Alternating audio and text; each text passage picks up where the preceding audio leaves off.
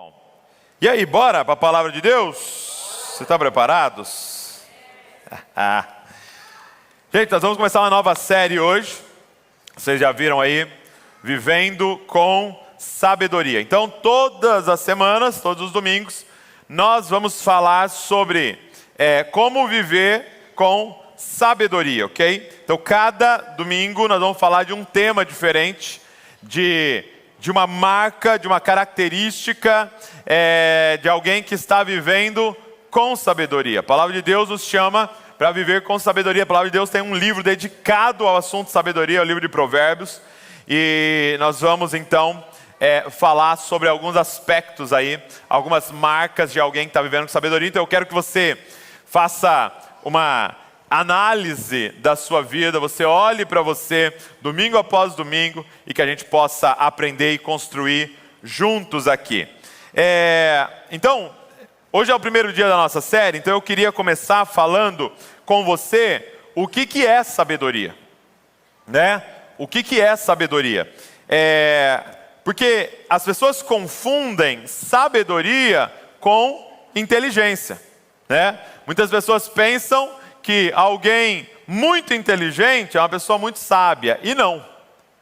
Sabedoria não é inteligência. Dá para usar inteligência para ser mais sábio? Sim, mas alguém extremamente inteligente não necessariamente é uma pessoa extremamente sábia. A gente lançou um livro no Didascope chamado A Pirâmide da Sabedoria. A Pirâmide da Sabedoria, ok?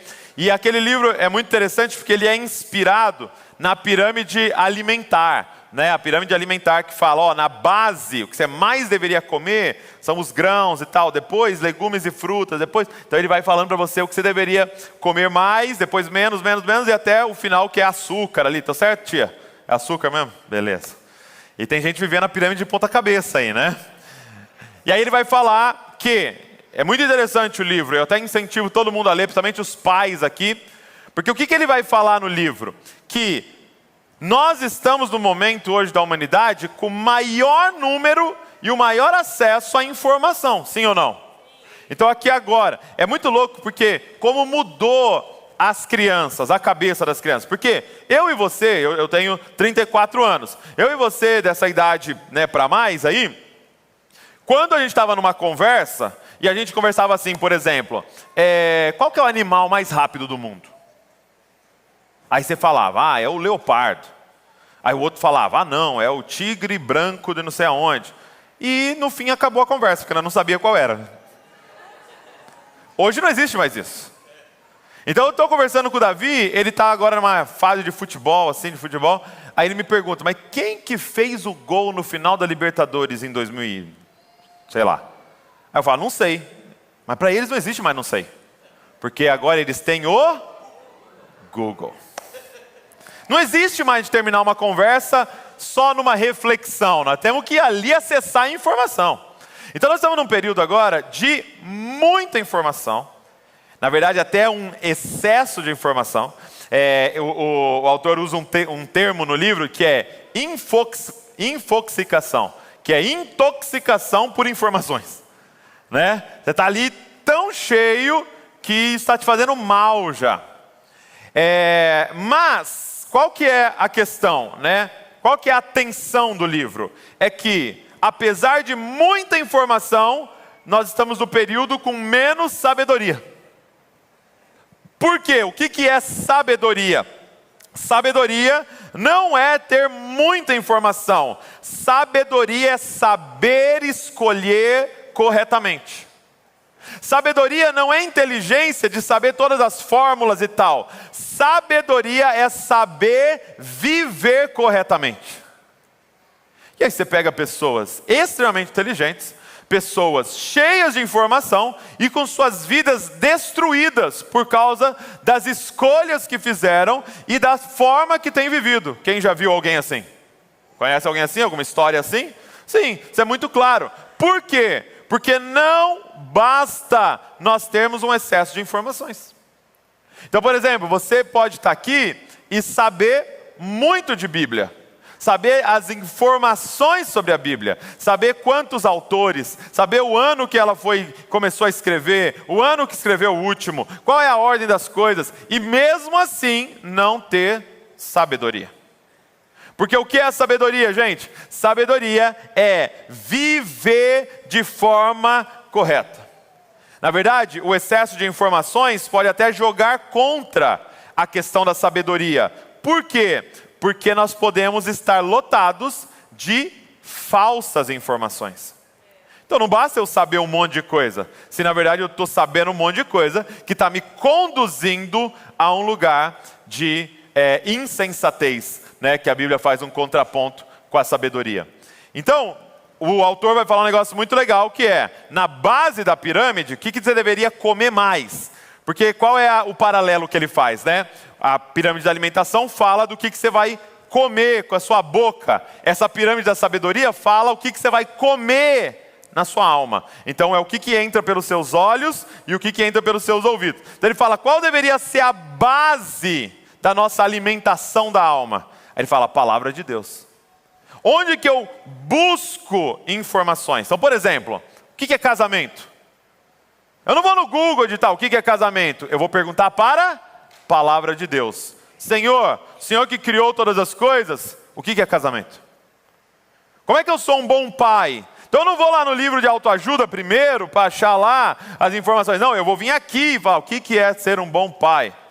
Como é que eu lido com as minhas finanças? Então eu não vou lá nos gurus das finanças primeiro. Não, eu vou vir aqui primeiro. Falar o que é dinheiro, como que eu lido com as minhas finanças. Então ele fala que a base da nossa alimentação de informações deveria ser a palavra de Deus.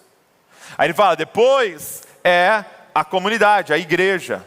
A sabedoria que Deus foi derramando na família espiritual. E eu consultar, estar com a igreja, na multidão de conselhos, aonde há sabedoria, na comunhão, onde a gente constrói junto esse entendimento. Aí ele fala, depois deveria ser na natureza, nas coisas criadas. A gente encontrar sabedoria naquilo que Deus criou, e várias vezes a Bíblia ele fala isso, né? Vai ter com as formigas, ó preguiçoso. Então ele nos ensina a observar formigas. Ele fala, está ansioso, observe os pássaros do céu. Observe os lírios do campo. Então, nas coisas criadas, as coisas criadas revelam o nosso Criador. Revelam Deus para nós. Depois ele fala da literatura, dos livros. Depois ele fala da arte. Há muita sabedoria ali na arte, na música, e é uma coisa que a gente contempla, usufrui pouco. E por último, então, ele fala das mídias sociais, das redes sociais. Mas qual é o problema de hoje? Nós estamos vivendo de ponta cabeça. O primeiro lugar que a gente tem buscado informações é nas mídias sociais, nas redes sociais. Você fala, por que você está escolhendo isso? Ah, porque eu estava seguindo um pessoal lá e todo mundo está fazendo tal coisa. Esse é o caminho da insensatez. Esse é o caminho de a gente destruir a nossa vida. Então, sabedoria é viver de forma correta. E se sabedoria é viver de forma correta, Provérbios vai fazer algo muito interessante. Ele começa a apresentar a sabedoria como se fosse uma pessoa.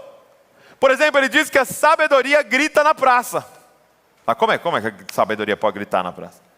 Que você deveria perseguir a sabedoria, como se fosse alguém correndo de você. Por que ele vai apresentar a sabedoria como uma pessoa? Porque se sabedoria é viver corretamente, é como se a sabedoria tivesse braço, a sabedoria tivesse perna, a sabedoria tivesse boca, que a sabedoria tivesse uma mente. Porque a sabedoria tem um nome, gente. Qual é o nome da sabedoria?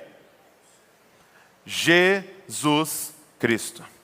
É por isso que João vai começar o seu livro dizendo, e o verbo se fez carne. Então aquilo que eu e você poderíamos ver como informação, não era só informações, era sabedoria, ou seja, era encarnar aquelas verdades.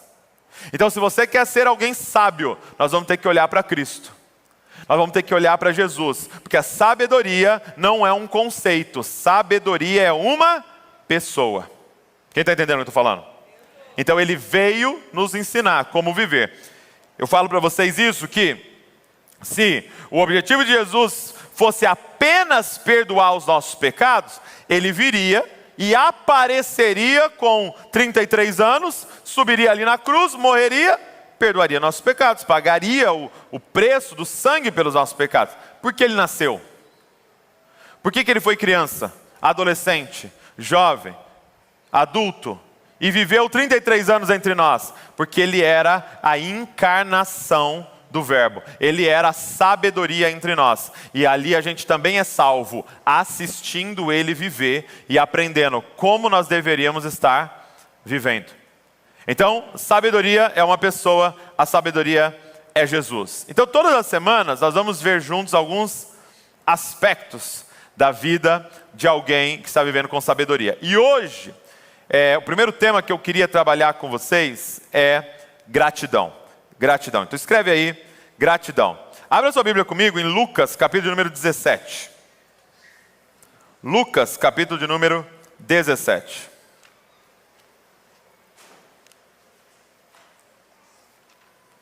Vamos ler a partir do versículo 11. Eu quero usar uma história aqui que Lucas escreve, um dos relatos da interação de Jesus com alguns homens, para falar para você sobre sabedoria. A primeira pergunta que eu quero te fazer é: você é uma pessoa grata? Você é uma pessoa grata? Porque gratidão é uma das evidências de que nós estamos vivendo com sabedoria. Vamos lá, Lucas 17, verso de número 11. Quem achou, diga: eu amo a Bíblia. Quem não achou, diga: eu também. Lucas 17, 11, vamos lá. De caminho para Jerusalém, Jesus passava pelo meio de Samaria, da Galileia. Ao entrar numa aldeia, saíram-lhe ao encontro 10 leprosos, que ficaram de longe e gritaram: Jesus, mestre, tenha compaixão de nós. Ao vê-los, Jesus disse: vão e apresentem-se aos sacerdotes. Aconteceu que, indo eles, foram purificados. Um dos 10, vendo que estava curado, voltou dando glória a Deus em alta voz e prostrou-se com o rosto em terra aos pés de Jesus, agradecendo-lhe. E este era samaritano. Então Jesus perguntou: não eram 10 os que foram curados? Onde estão os 9? Não se achou quem voltasse para dar glória a Deus, a não ser este samaritano, esse estrangeiro? Ele disse: levante-se e vá, a sua fé salvou você. Então essa história é maravilhosa, né? Jesus encontra 10 leprosos, né? E os 10 leprosos estavam ali juntos. Então, só para te dar um contexto, né? A lepra é algo que é contagiosa. Então, quando alguém ficava leproso na comunidade de Israel, ela era retirada da cidade. Então, eles tinham que viver fora da cidade, sem o convívio social, por causa daquela doença. Eles não tinham, como hoje, a cura. Eles não tinham os tratamentos. Então, ela ficava isolada. E aí, com quem que era o contato destes leprosos? Quem que eles andavam juntos? Com outros leprosos. Porque guarda isso, leproso atrai leproso, gente. Porque tipo assim, eu já estou mal, você está mal também, nós vamos ficar mal junto aqui, né? Com as nossas feridas, não tem como eu passar esse negócio para você, porque você já tem, você não passa para mim, então nós vamos ficar juntos. Então é muito comum você ver isso, insensato atraindo insensatos. Sim ou não? Pô, todos eles decidiram montar uma quadrilha. Por quê? Porque alguém sábio nos confronta. Sim ou não? E a gente afasta. Todo mundo lá no serviço faz o serviço mal feito. Aí aparece alguém fazendo tudo certinho. Precisamos matar esse rapaz. Chega no horário, bate o cartão, faz tudo certinho, e de repente um grupo se levanta contra aquela pessoa. Por quê? Porque está atrapalhando nossa lepra aqui, meu. Estamos todo mundo junto aqui. E a minha pergunta é: você tem andado com quem? E você tem sido incomodado por quem? Então, tá esses 10 leprosos juntos. E aí, Jesus está passando ali. E eles, até o texto fala, de longe. Por quê? Porque eles não ousavam se aproximar de ninguém. Quando um leproso se aproximava de alguém, não sei se vocês já viram lá no The Chosen, os caras começavam a gritar, os caras cuspiam neles para que eles saíssem. Eles tinham, ao estar passando por algum lugar, ficar falando em voz alta: ó, leproso, leproso passando, para todo mundo saber e se afastar. Então eles estão de longe e eles gritam para Jesus: Jesus, tem misericórdia de nós. Mestre, tenha compaixão de nós. E aí Jesus fala para eles assim: olha, faz o seguinte, vá se apresentar ao sacerdote, e aí vocês vão ser curados. E aqui é muito doido, cara. Por quê? Porque você está leproso ainda, você está vendo todo aquele negócio, e eles começam a obedecer a Jesus, mesmo ainda estando leprosos. Então presta atenção no que Jesus propõe para eles. Eu quero que vocês comecem a se comportar como se estivessem sarados antes de verem a cura. Meu Deus. Então você vai indo andando para se apresentar ao sacerdote, e eles iam levar uma bronca do sacerdote, iam ser humilhados se eles chegassem lá leprosos, né? Mais uma vez, ok? Eles iam ser rejeitados pelos sacerdotes. Mas esses 10 acreditam na palavra de Jesus e vão caminhando em direção ao local para encontrar os sacerdotes. E aí a palavra de Deus diz que no caminho da obediência, nem é o tema da mensagem, mas você já vai guardando aí. No caminho da obediência, eles são curados. Não é eu espero o milagre para eu obedecer, é enquanto eu obedeço,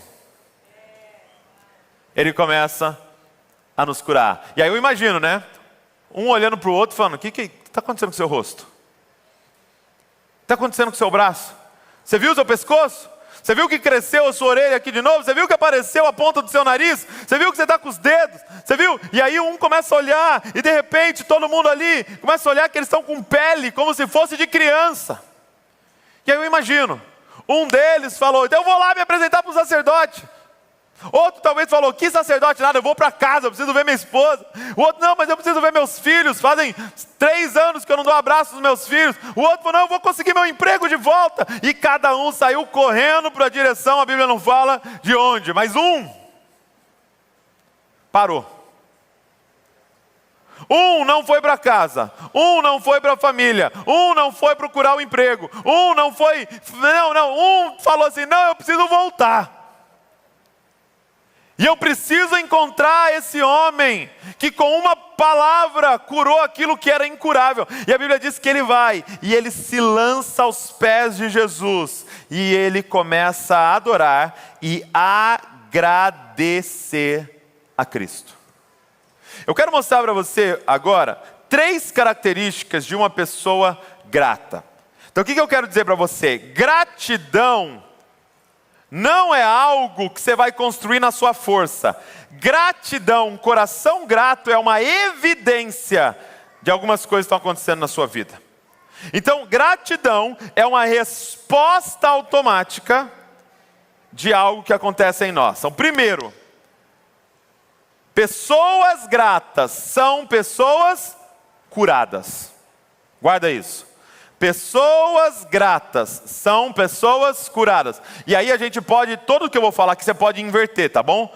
Pessoas feridas são pessoas ingratas. Gente, da onde flui a nossa murmuração? Da onde flui as nossas reclamações? As nossas murmurações e reclamações, elas fluem de feridas na nossa vida. Elas fluem de machucados na nossa alma. Quem aqui fica rabugento quando está com fome? O Wagner, ele está contando para a gente lá que ele chegou. Eu perguntei: como é que foi o DNA domingo, né? O DNA que a gente fez domingo, como é que foi? Aí o Wagner falou assim: ó, eu tive desafio ali, porque eu machuquei minha perna antes de ir, então durante o DNA estava machucado, doendo a minha perna. Então quando você está com uma dor, tudo parece que fica cinza. Agora eu te pergunto, as coisas ao redor estavam ruins ou a ferida que estava clamando? Então, gente, o que eu quero dizer para você é que as nossas feridas nos fazem enxergar as coisas distorcidas. Então, a partir das nossas feridas, a gente pode se tornar murmuradores, reclamadores.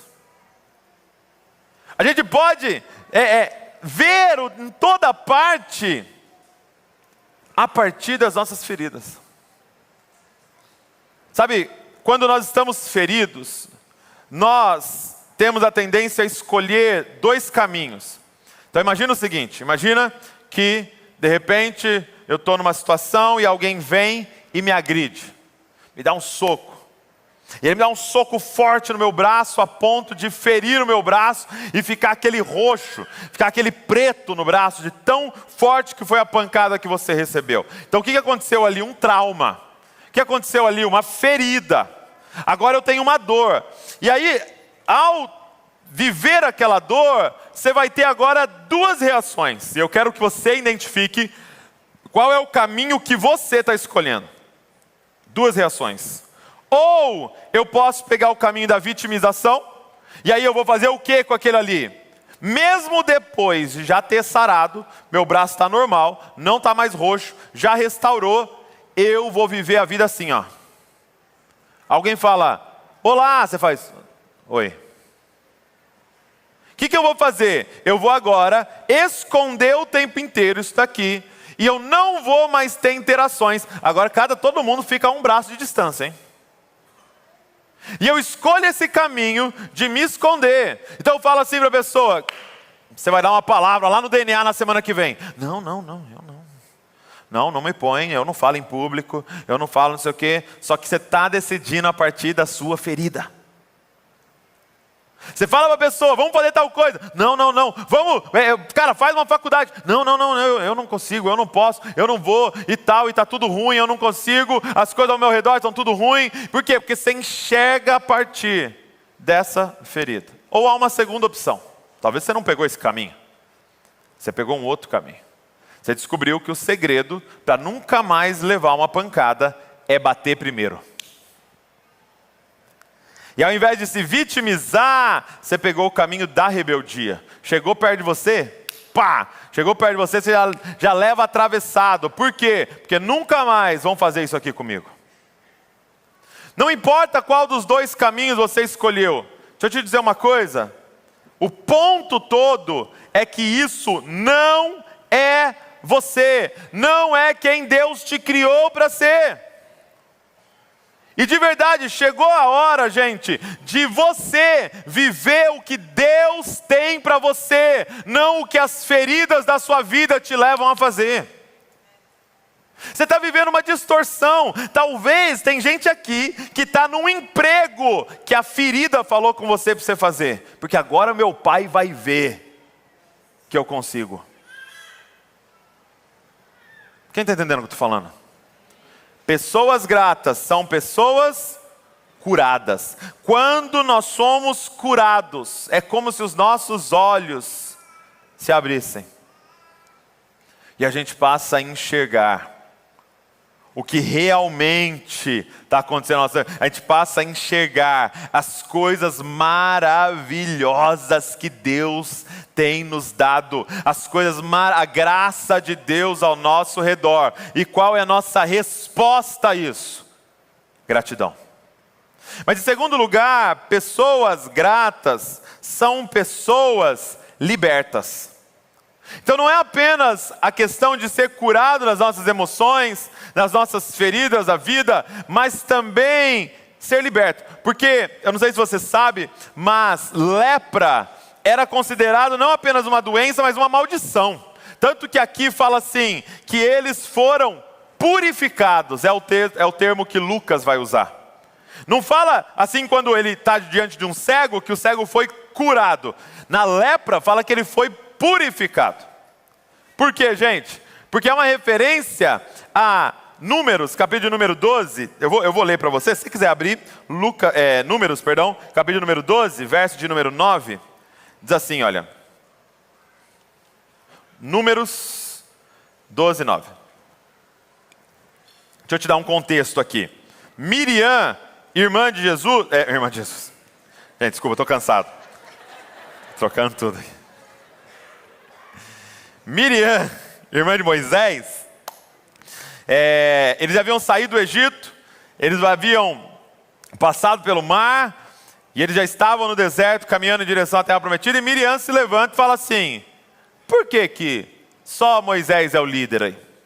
Por que Deus só fala com Moisés, e ele pensa que ele manda em tudo, e tal? E olha só, ela estava conversando sobre isso com Arão. Pezinho do ouvido, sabe? Vem aqui. Você já parou para pensar? Você já reparou que Moisés está se achando o libertadorzão? Inclusive eu estou até orando sobre isso, viu? Vamos orar junto? Sobre isso? Porque Moisés está achando que ele é tal. E eles ali falando. Só que quem está ouvindo? Deus. Deixa eu dizer uma coisa, Deus lê seus WhatsApp. Deus ouve seus áudios. Deus sabe das nossas conversas. E Deus chama os três para uma reunião. Meu irmão, você imagina Deus falando: Miriam, Arão, vem aqui na sala do diretor. Na diretoria. Vamos ter uma conversa. E aí ele começa a falar exatamente isso. Fala: Moisés é meu amigo. Aos profetas eu falo por sonho, por visões, mas com Moisés eu falo face a face. E ele começa a exortar, e aí acontece isso, verso de número 9, Números 12, 9. E a ira do Senhor se acendeu contra eles, e ele se retirou, e quando a nuvem se afastou de sobre a tenda, eis que Miriam estava leprosa, branca como a neve. Arão olhou para Miriam, e eis que ela estava coberta de lepra.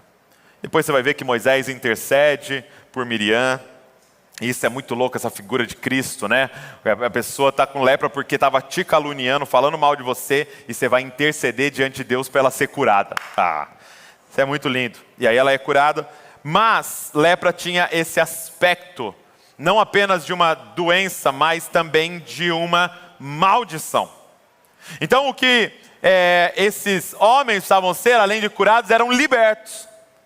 E o que é ser grato? Qual é uma característica de uma pessoa grata? É uma pessoa liberta. Porque quando ainda somos escravos do pecado, gente, nós vemos tudo distorcido. Você já viu em Gênesis, capítulo número 3, quando eles comem do fruto proibido, eles desobedecem ao Senhor. O que a Bíblia diz? Que os olhos deles foram abertos. Quais olhos? Esses olhos contaminados pelo pecado. Tanto que a primeira coisa que eles começam a ver é a si mesmo distorcido, eles já têm vergonha, eles já se cobrem, o outro se cobre, e aí Caim já mata Abel e já começa esse caos, porque Mateus 6,22 diz assim: os olhos são a lâmpada do corpo, se os seus olhos forem bons, todo o seu corpo será cheio de luz, se porém os seus olhos forem maus, todo o seu corpo estará em trevas. Portanto, se a luz que existe em você são trevas, quão grandes trevas serão. O que ele está dizendo? Se eu enxergo distorcido, que grande complicação eu estou. Por quê? Porque eu vou chamar de bom o que é ruim, e de ruim o que é bom. Deus está fazendo maravilhas na minha vida, e eu só consigo enxergar as coisas ruins que tem ao meu redor, e eu estou murmurando, enquanto o Senhor está me abençoando. Você lembra o irmão do filho pródigo? O irmão mais velho chega e fala: todos esses anos eu trabalho como escravo para você, você nunca me deu um cabrito para eu celebrar com os meus amigos. E aí você está ali, diante de um menino que era herdeiro, o dono da fazenda inteira, reclamando de um cabrito. Meu irmão, eu quero que você vá para casa com essa: todas as vezes que você reclamar de alguma coisa, lembre, é o co-herdeiro com Cristo Jesus, ou seja, aquele que vai herdar a terra, que está reclamando de alguma coisa. Esses somos nós. Na nossa mentalidade de escravos, na nossa mentalidade. Então, quanto mais libertos somos do pecado, da mentalidade de órfão, quanto mais libertos somos, mais nós podemos enxergar o que há ao nosso redor. Talvez você hoje aqui está vivendo uma visão distorcida. Você não está vendo corretamente as coisas ao seu redor. E há uma passagem nas Escrituras, também em Números, na verdade até a sequência, Números 13, em que eles chegam, então, na terra prometida. Havia uma promessa sobre Israel, que Deus daria uma terra para eles que mana leite e mel, a terra prometida, Canaã. E eles saem do Egito e eles começam essa caminhada, então, no deserto, em direção a Canaã, para eles entrarem na terra prometida, que foi prometida lá para Abraão. Então eles vão chegar nesse objetivo. E aí o povo inteiro chega diante da terra prometida. E aí Moisés faz o quê? Envia 12 espias para dar uma olhada na terra. Para ver a terra antes, até para saber por onde nós vamos entrar, como é que nós vamos fazer. Então ele envia 12 espias, um espia de cada tribo. Então ele pega um representante de cada tribo, das 12 tribos de Israel, e envia eles. Olha só o que os espias, com mentalidade de escravo, veem. Então está todo mundo vendo a mesma cena, sim ou não? Os 12 viram a mesma coisa. 10 tinham uma mentalidade de escravo, e olha o que eles veem. Eu vou ler para você, Números 13, 31. Não podemos atacar aquele povo, porque é mais forte do que nós. E diante dos filhos de Israel, falaram mal da terra que haviam espiado. Falaram mal da terra que haviam espiado. Falaram mal da terra prometida por Deus. Falaram mal daquilo que Deus estava entregando para eles. Você fala mal do seu marido? Você fala mal dos seus filhos? Você fala mal de Bragança? Você fala mal da sua cidade? Você fala mal do seu emprego? Você fala mal da sua igreja? Você fala mal do seu pastor? Não, misericórdia. Que é o pior de todos, você falar mal. Falaram mal da terra que haviam espiado, dizendo: a terra pela qual passamos para espiar é a terra que devora os seus moradores, e todo o povo que vimos nela são homens de grande estatura. Também vimos ali gigantes, os filhos de Anak, que são descendentes de gigantes, e éramos aos nossos próprios olhos como gafanhotos, e assim também éramos aos olhos deles. Presta atenção. Olha o que uma mentalidade de alguém que está escravo vê. Vê o outro como gigante e a gente como gafanhoto. Sendo que a força deles não estava na capacidade deles de destruir aquelas pessoas. A força deles estava na promessa de Deus. Gente, eles viram o mar se abrindo. Eles viram o povo mais poderoso da terra na época, o Egito, sendo destruído. Eles viram maná cair do céu. Eles tinham a coluna de fogo. Mas era tão forte o espírito de murmuração dentro deles, que ao chegar naquela terra, eles não conseguiram enxergar as evidências das promessas de Deus, mas eles conseguiram enxergar as evidências da murmuração deles. Presta atenção no que eu vou te falar. Quando você reclama, quando você murmura, você está intercedendo. A gente chama de intercessão demoníaca. Murmuração é intercessão demoníaca. Você está intercedendo. Nossa, vou dar um exemplo. Vamos dizer assim, ó. Você fala assim: ninguém gosta de mim naquela igreja. Ninguém gosta de mim naquela igreja. Fica falando que são cópia de Jesus e ninguém gosta de mim. Fica falando que é família, mas ninguém gosta de mim. Ninguém fala comigo, ninguém se importa comigo. Então você está murmurando, você está murmurando, você está murmurando, você está murmurando. Beleza. De repente você vem no domingo que vem. Quando você entra pela porta, o que os seus olhos vão procurar?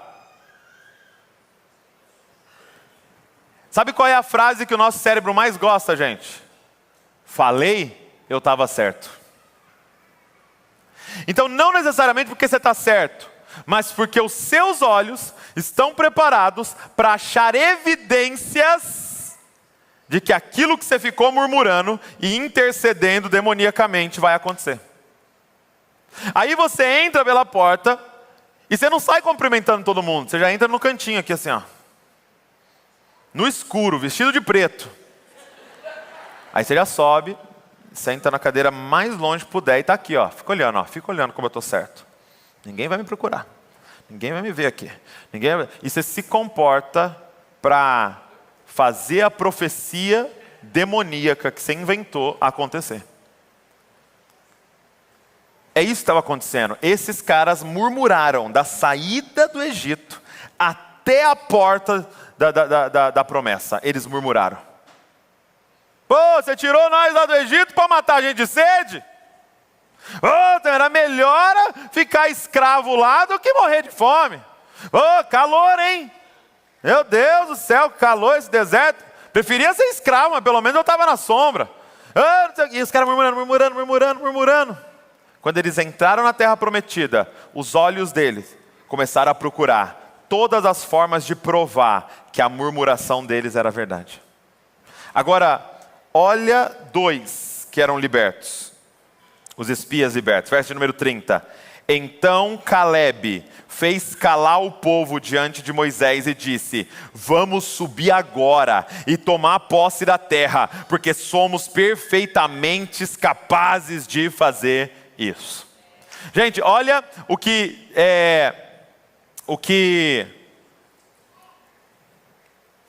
Gente, peraí.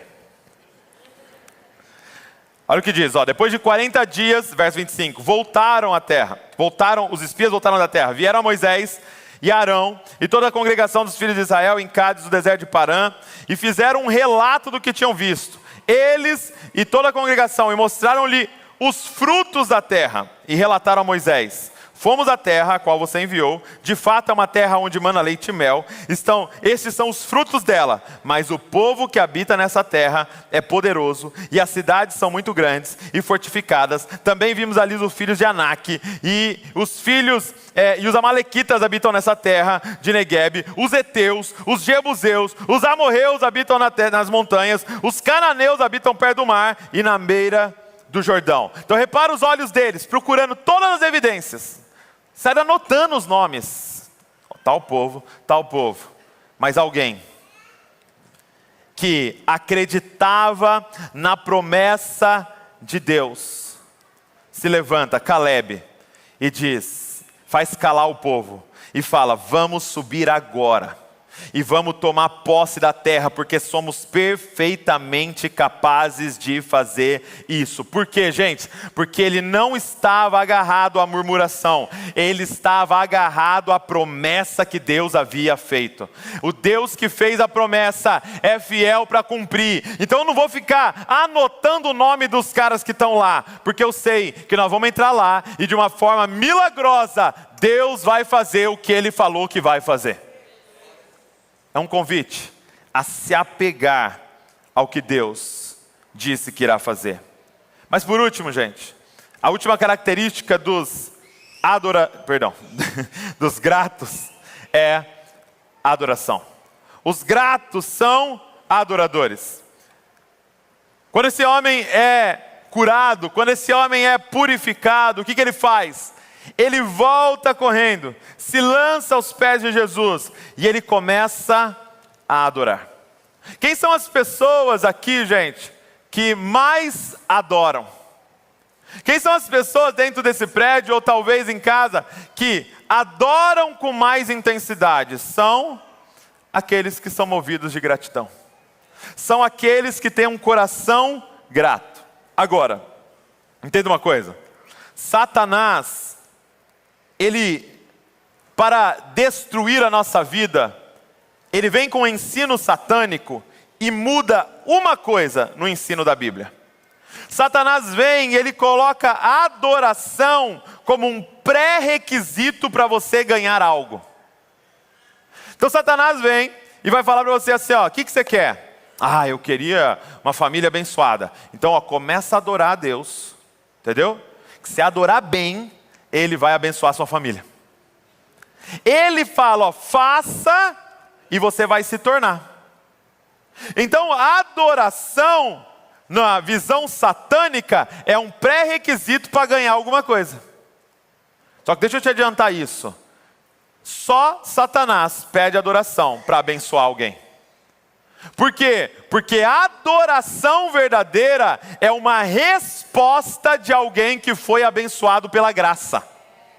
Quando Ele vem e nos abençoa de graça, o que a gente faz em resposta? Adora Ele. Então, quanto mais eu compreendo o amor gracioso de Deus pela minha vida, mais eu adoro.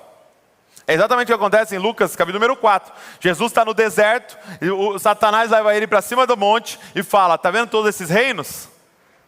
Tudo isso eu vou te dar se prostrado me adorares. Presta atenção no que eu vou te falar. Deus não está na expectativa de você vir aqui aos domingos, cantar com bastante intensidade, a ponto de convencê-lo de abençoar você. Deus é o abençoador, gente. Às vezes a gente tem essa expectativa, que nós vamos entrar aqui, nós vamos assim: gente, vamos fazer o seguinte, vamos adorar forte hoje, para ver se Deus acorda no céu e fala: meu Deus, que música linda, eu vou abençoar eles. Eu não vou aguentar. Eu estava segurando isso aqui, mas é tanta adoração maravilhosa que eu vou derramar isso aqui. Vamos, gente, mais forte, vai! Não, gente. Ele já nos abençoou. Ele já nos abençoou. É por isso que a gente se move, a nossa adoração é gratidão. É lindo quando você olha que a primeira interação deles com Jesus é de longe gritando: tem misericórdia de nós. Depois que ele é curado, que ele volta, se prostra aos pés de Jesus e começa a adorá-lo em gratidão. Então qual é o motivo por que nós adoramos? É por aquilo que Ele já fez na nossa vida. Por aquilo que Ele já nos deu. Por aquilo que Ele já realizou. Que foi nos salvar. Derramar a sua graça sobre nós. Interessante que Tomás de Aquino, ele tem um estudo sobre gratidão. E o meu amigo Davi Lago, ele me mostrou isso. Eu achei muito interessante que Tomás de Aquino diz o seguinte, que a gratidão começa, o primeiro passo da gratidão é reconhecimento. A primeira coisa que você precisa para ser alguém grato, você precisa reconhecer que alguém fez um ato de bondade com você. Então eu estou aqui, alguém do voluntário veio e trouxe água para mim. Então eu preciso reconhecer que aquilo foi um ato de bondade. Foi um ato, de bondade comigo. Então a primeira parte da gratidão é você pensar. Tanto que obrigado para você agradecer em inglês, como é que é? Vai, pronuncia aí lindo o seu inglês. Thank you. Thank you. Por quê? Thank vem da palavra think, que é pensar. Então é como você fala assim: eu reconheço, eu penso no que você fez por mim. Eu reconheço o que você fez por mim. Então é think, Thank you. Aí a segunda parte, depois de reconhecer, porque tem gente que pode reconhecer, mas ser tão orgulhoso de não agir em gratidão, reconhece, mas a segunda parte é quando aquilo toca os nossos corações. Então é quando eu percebo a graça naquilo ali. É quando eu percebo a graça de Deus naquilo ali. É quando eu percebo que eu não paguei e não merecia aquilo ali. Que a pessoa agiu, por exemplo, deixa eu te fazer uma pergunta. Você entra todo dia 6, lá na sala do seu chefe e fala: obrigado pelo meu salário. Sim ou não? Não, porque na sua cabeça é um pagamento. Eu entreguei o serviço, você pagou. Ok? Mas aí, quando você vai se mover em gratidão, eu reconheço e aí eu percebo aquela graça. E isso toca as nossas emoções. É por isso que em espanhol, como é que fala obrigado? Gracias. Em italiano, grazie. Em francês é merci, que é exatamente graça. Porque eu reconheço a graça. E a última parte, depois que eu reconheço, depois que aquilo me toca, nós desejamos responder àquela graça. Nós desejamos agora voluntariamente, por quê? Porque agora aquele ato de bondade me conecta àquele que agiu na minha vida. E agora eu estou conectado com ele, e agora eu tenho uma obrigação com Ele. E é por isso que apenas da língua portuguesa que nós falamos obrigado. Porque agora eu reconheço, isso me tocou, e agora voluntariamente eu estou obrigado a retribuir, a viver conectado a partir daquilo que você fez por mim. Na nossa língua portuguesa está claro que você ser grato a Deus te coloca agora numa posição de voltar, se lançar aos pés dele e falar: agora você é o meu Senhor. Fala e eu quero obedecer. Fala e o Senhor vai mandar na minha vida. Obrigado. Os gratos são pessoas adoradoras. Agora, para a gente caminhar para o final, como ser uma pessoa grata? Como que nós podemos ser uma pessoa grata? Primeira coisa que eu quero te falar: não há nada que nós podemos fazer para produzir um coração grato, mas é uma pessoa que nós temos que encontrar, que gera em nós um coração grato. Então esse leproso, ele não fez nada, ele não fez um curso aqui de gratidão, ele não leu um livro de gratidão, não, ele simplesmente encontrou uma pessoa no caminho dele, chamado Jesus Cristo. Se você aqui hoje está identificando: Douglas, eu sou uma pessoa ingrata, Douglas, eu tenho me movido em murmuração, Douglas, eu acordo vendo as coisas que estão ruins, sabe o que você precisa fazer? Nada, você precisa encontrar uma pessoa. E eu quero te dar uma boa notícia, ele está passando por aqui hoje. Porque onde 2 ou 3 estão reunidos, ele está no nosso meio, e ele quer tocar na nossa lepra. Ele quer nos curar, ele quer nos libertar, ele quer nos fazer adoradores. Por que, gente, esse encontro com Jesus, ele faz isso com a gente? Por que, olhando para esse texto, por que só esse homem volta, gente? Sabe por quê? Porque para ter um coração grato, você precisa ter um encontro com a graça de Deus.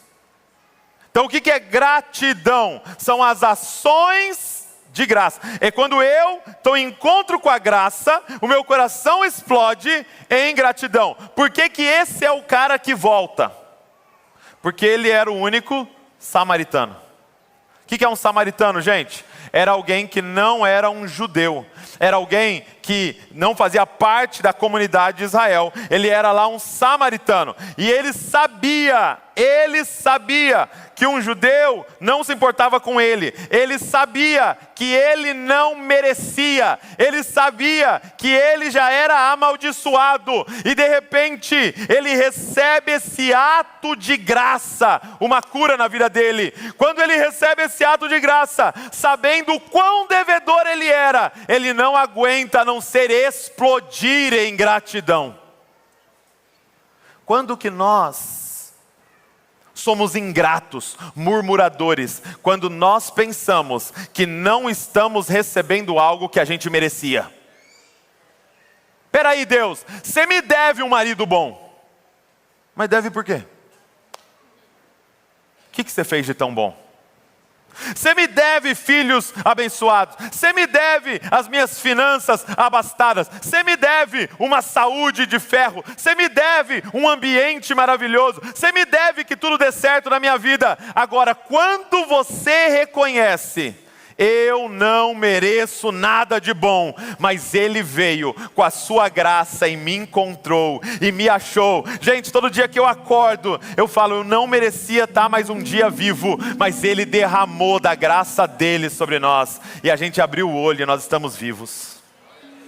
Já é motivo da gente viver o dia todo em gratidão.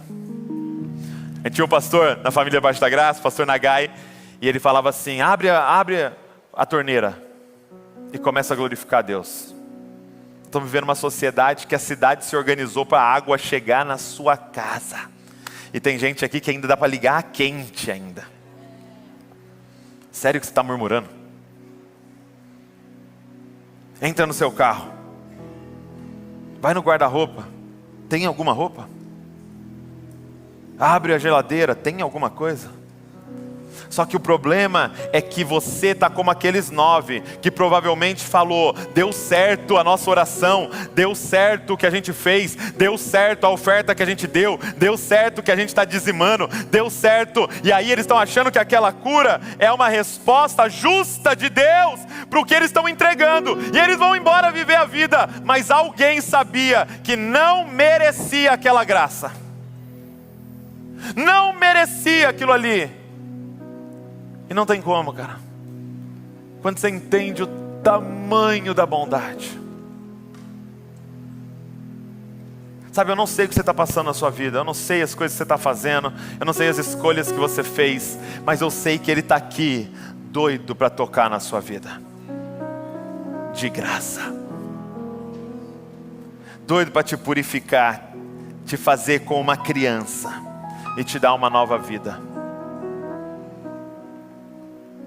Sabe, religiosos não são pessoas gratas, porque acham que merece aquilo que Deus dá para eles. Mas nós nos encontramos com o Evangelho. Nós somos aqueles que reconhecem: nada de bom na nossa vida a gente merece, é graça do Senhor. Eu quero te convidar nessa semana a renovar sua mente.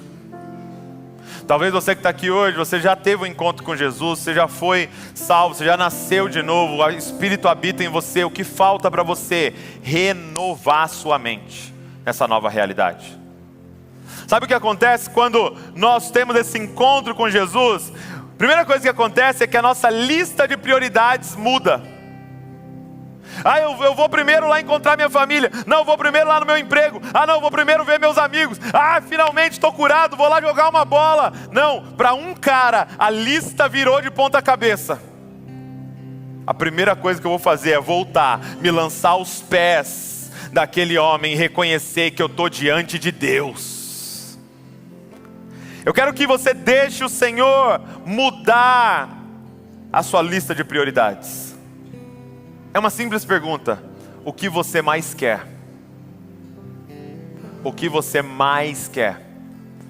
Que a nossa resposta seja: Senhor, o topo da minha lista de prioridades é: eu quero mais de você.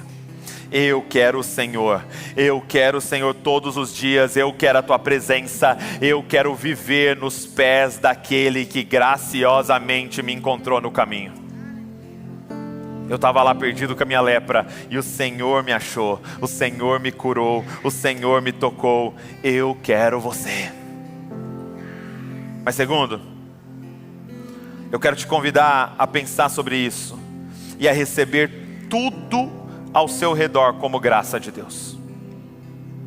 E aqui nós precisamos lembrar um ao outro, porque nós vamos se esbarrar e vamos reclamar, e nós vamos lembrar. Receba tudo como graça de Deus. Gente, vire alguém que fala obrigado para absolutamente tudo. Posso desafiar? Fala obrigado pelo seu salário. Fala obrigado pela sua comissão. Fala obrigado,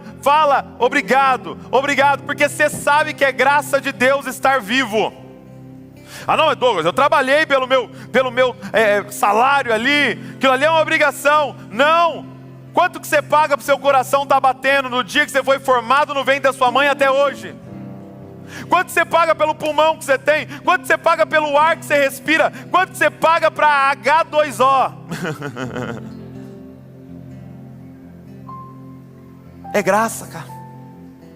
A nossa vida é graça. Eu quero te convidar a receber tudo como graça de Deus. Seus filhos, sua família, seu marido, sua casa, sua esposa, seu trabalho, com grande salário, com pequeno salário, receba tudo como graça, como alguém que é totalmente dependente dele e que tudo de bom na nossa vida vem do Pai das luzes.